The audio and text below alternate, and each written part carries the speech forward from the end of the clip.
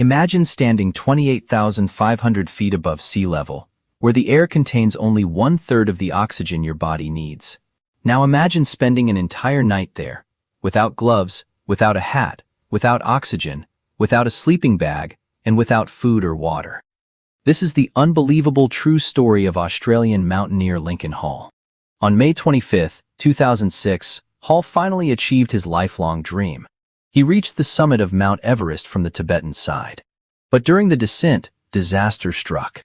Hall developed high-altitude cerebral edema, a severe form of altitude sickness that causes confusion, hallucinations, and loss of coordination. He became disoriented and collapsed high on the mountain. His Sherpa guides tried for hours to save him, even giving him much of their own oxygen. As darkness approached, they believed he had died.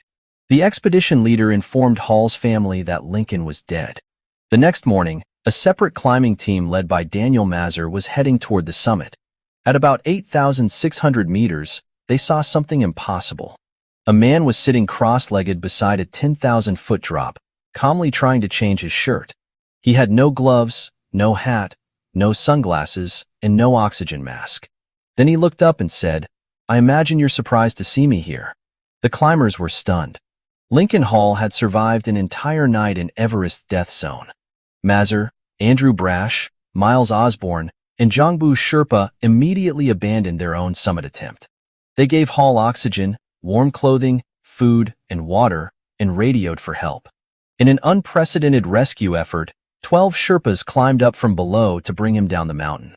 Hall suffered frostbite, losing the tips of several fingers and one toe, but he survived. Most people who spend a night exposed in Everest's death zone do not come back. Lincoln Hall did. A man whose family had already been told he was dead walked off the world's highest mountain alive. And his rescuers proved that on Everest, humanity is more important than the summit. If this story amazed you, like and subscribe to the Against All Odds channel for more unbelievable real survival stories.